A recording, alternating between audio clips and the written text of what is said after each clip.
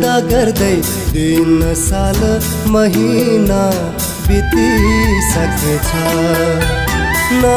तिमीले थाहा पायौ न त मैले दुई मुटु एउटै भइसकेछ